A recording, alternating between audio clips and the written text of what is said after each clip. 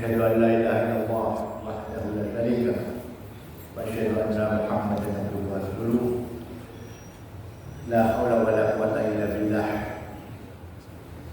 Allahumma sholli wa sallim wa barik ala Muhammad wa ala alihi wa sahbihi ajma'in. Bapak Ibu sekalian, kita bersyukur sekali kepada Allah. Pagi hari ini kita masih dihidupkan, masih diberikan waktu untuk bisa bertobat, untuk bisa bersyukur dan lain sebagainya, melaksanakan ketaatan kepada-Nya. Semoga telah menjadi pemberat timbangan kita di hari pembalasan, bahwa semua menjadi saksi kalau kita telah berbuat ketaatan kebaikan untuk agama ini dan untuk diri kita sendiri. Bapak Ibu sekalian, kalau saya lihat yang hadir di sini, bisa saya bagi dua saja. Usia 40 tahun ke bawah dan 40 tahun ke atas. Karena apa? 40 tahun itu yang disebut di dalam Al-Quran. Kalau 40 tahun itu bisa settle, maka insya Allah settle terus. Kalau sudah usia 40 masih terus itu, dan tobat-tobat berbahaya. Oleh karena itu saya bagi dua saja, usia 40 tahun dan usia di bawah dan di atas. Bapak Ibu sekalian, pada hakikatnya, pada prinsipnya, manusia itu hanya menghadapi 3 hari, 3 situasi, 3 kondisi. Yaitu kondisi pertama hari esok, untuk menjadi pelajaran bagi kita hari esok. Sekarang jam 5,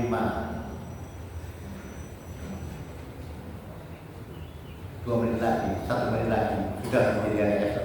Lewat. Hari ini orang memposisikan hari ini adalah yang kedua. Hari ini apa yang disebut hari ini? Hari esok menjadi pelajaran. Hari ini tempat kita beramal. Hari ini kita diberi waktu untuk hidup, manfaatkan, berbuat sebaik-baiknya hari ini. Karena 5 menit kemudian, 1 menit kemudian bukan milik kita. Itu sudah menjadi hari esok. Orang sudah yakin bahwa saya hidup, saya kan masih di bawah 40, hidup saya masih panjang, tidak ada yang menjamin. Tidak ada yang menjamin, karena ajal tidak ada yang tahu sampai kapan. Oleh karenanya, mari kita berbuat sebaik mungkin, saya ulangi. Yang ketiga yang dihadapi manusia adalah hari esok. Hari esok ini yang sering dihadapi manusia masih belum pasti. Hari esok, apa kita bisa hidup? Jangan terlalu jauh. Ramadan yang akan datang, tidak usah terlalu jauh. 5 menit lagi sudah hari esok. Apa terjadi, apa berikutnya sudah bukan milik kita.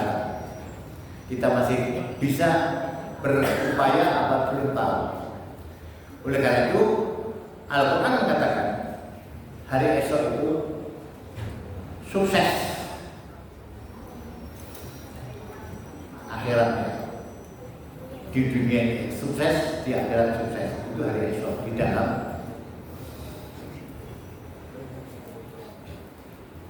orang Islam berpendapat begitu. Karena informasi itu telah dibocorkan kepada kita bahwa besok aku akan bisa, bahwa besok aku akan begini. Semua itu dibicarakan di dalam Quran. Percaya apa tidak? Karena meyakini itu semua lewat iman hari esok. Oleh karena itu, selalu manusia itu berhadapan dengan 4 perapas, 4 diambil paksa. Apa itu 4 itu? Imam Hajar Asqalani mengatakan, 1, nyawa. Kita akan berhadapan dengan malaikat pencabut nyawa, yaitu siapa? Israil. Israil itu teman saya beritahu ya, ini rahasia. Israil itu tidak bisa disuap. Saya beritahu, Israel tidak bisa siap kok diudur, kok tak bisa. Dia selalu taat kepada Allah. Yang kedua, dia tidak punya rasa takut yang dihadapi seorang jenderal, seorang peperang, takut dibelas. Baik cabut nyopot kabut, gitu aja. Dan dia tidak peduli kalau seorang pejabat, seorang kaya, seorang miskin, seorang ikhlas, wayai, wis, budal. Jadi tidak ada perasaan takut belas sama siapapun. Nah, yang membedakan itu hanya muslim sama kafir pada saat dicabut nyawanya. Kalau seorang muslim dicabut bagaikan Rasulullah mengatakan bagaikan rambut di dalam tumpukan tepung dicabut, kan licin dan mudah. Itu seorang muslim. Itu pun sakitnya luar biasa. Apalagi orang kafir sampai dipaksa-paksa, ayo keluar. Nyawanya dipaksa, ayo keluar. Tidak bisa ditunda. Oleh karena itu siap apa tidak siap, wayai sudah.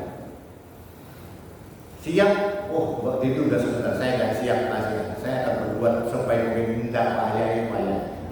Oleh karena itu setiap saat Jumat dikatakan, setiap hari Jumat dikatakan, jangan kamu mati wala tamutunna illa wa antum muslimun. Jangan kamu mati selain kita berserah diri. Muslim tunduk patuh berserah kepadanya. Oleh karena itu yang namanya muslim itu selalu harus berbuat baik terus. Harus selalu berbuat baik terus. Karena pada saat dia berbuat jahat, berbuat maksiat, siapa tahu di situ ajar kita, belum tahu. Oleh karena itu perampas pertama adalah malaikat maut akan merampas nyawa kita. Itu yang pertama. Ini ucapan seorang Ibnu Hajar, penulis buku yang terbaik. Yang perampas kedua adalah kalau kita sudah mati di dalam tanah, yang namanya binatang-binatang ada di dalam tanah itu akan memakan tubuh kita. Itu perampas yang kedua yang kita hadapi. Apa itu cacing tanah, binatang-binatang itu. Kalau sudah kita dimakamkan, entek tubuh kita itu entek, dimakan oleh binatang-binatang yang dulunya kita tidak ada artinya, cacing tidak ada artinya bagi kita, dipintas tapi pada saat kita mati, entek tubuh kita, tinggal tulang-tulang. Memang ada beberapa jaminan dari Allah, Nabi misalnya, tubuhnya utuh. Tapi kita yang amalnya juga tidak seperti Nabi, habis ya. Itu perampas kedua. Perampas ketiga, mau tidak mau, harta yang kita kumpulkan itu akan menjadi rebutan ahli waris. Perampas ketiga, harta yang kita eman-eman, kita sayang, kita akan menjadi rebutan ahli waris kita. Dan ingat, yang dihisap sampean, kita semua ini yang bisa. Dari mana dapat data itu? Kemana kamu belanjakan? Itu yang kita ingat, kita harus ingat itu bahwa yang dihisap itu nanti kita, yang menikmati orang lain. Apa itu anak kita, apa itu saudara kita, terserah. Kita menghadapi perampas ketiga, yaitu apa? Harta yang kita tinggalkan itu menjadi hak ahli waris, jadi rebutan ahli waris. Yang dihisap tetap kita. Oleh karenanya, Bapak Ibu sekalian, kalau dari harta itu ya hendaklah mempertimbangkan ini harta haram, ini harta halal. Jangan hasil menipu dan sebagainya. Nanti yang dihisap kita, yang jadi senang orang lain, entah siapapun yang senang, yang menikmati harta kita, yang merebut, yang menikmati harta kita. Kita berangkat. Bahkan kaos kaki yang kita sayangi aja tidak boleh dimasukkan, tidak boleh dimasukkan dalam ruang yang kubur. Hanya kain kafan saja. Perampas ketiga, harta yang kita kumpulkan, kita eman-eman, ditinggalkan. Oleh karena itu, Al-Quran tidak melarang Anda jogging, Anda terus tidak melarang. Anda merawat tubuh, tidak melarang. Silakan saja, silakan berbuat Superman, silakan. Tapi ingat, Anda akan meninggalkan semuanya. Ingat, tidak apa-apa, masalah. hilang. Ingat bahwa semua itu akan bisa. Silakan mempertahankan tubuh supaya tahan lama, awet. Silakan ya. Tidak menjadikan kita menjadi John, bukan. Akhirat tertunda, dunia perlu kita raih, tapi ingat akhirat juga lebih penting. Karena hidup di sana itu lebih lama. Hidup di sana 1000 tahun itu sama seperti kita hidup selama misalnya itu hanya 8 jam kita harus hidup. Di sana di sini 1 hari, di sana 1000 tahun. Itu Al-Quran mengatakan. Jadi kita hidup usia sampai sekian puluh tahun itu hanya 8 jam maksimal. 8 jam saja. Oleh karena itu misalnya merebut rokok 1 hari 8 jam 1 hari, nang merokok pada kalau saya tahu oleh karena itu karena susahnya itu membahas hidup. Tidak ada seorang sahabat Nabi coba Anda dikasih korek aja berapa tahan kita menahan panasnya korek itu baru korek, belum nanti neraka lebih panas dari itu semua. Silakan Anda menganggap remeh, silakan, tapi besok akan ada pengadilan. Ya, yang keempat itu adalah, jadi yang satu tadi kita berhadapan dengan malaikat pencabut nyawa Israel, suka atau tidak suka, rela atau tidak, ikhlas atau tidak, Anda siap atau tidak, wahai budak-budak. Ya, kedua, harta yang kita kumpulkan akan dimintai bertanggung jawab, tapi orang lain yang senang. Yang ketiga, amal. Oleh karena itu amal yang kita lakukan itu nanti yang ketiga tadi blank bulan. Perampas yang ketiga itu adalah apa itu? Harta itu yang ketiga dirampas oleh diri kita yang dihitung, dirampas oleh yang kita yang mencari dikumpulkan akan diambil juga, ada ditinggalkan atau ada yang ditinggalkan oleh harta itu. Ya, yang terakhir adalah ingat bahwa yang terakhir itu perampas yang keempat itu Anda akan sebentar, saya kok lupa. Yang penting apapun yang kita lakukan itu besok akan dihisab, dihitung dan yang keempat itu sudah habis ilmunya. Oleh karena itu prinsipnya apa yang disampaikan di sini, prinsipnya ngajak orang berbuat baik. Ya, berbuat baik itu tidak usah menunggu nanti, tidak. Anda keluar bisa berbuat baik. Anda ngambil sampah, dihitung besok kembali kepada Anda sendiri. Anda ngambil sampah, Anda mateni lampu dengan niat bahwa ini boros perbuatan setan. Anda apapun.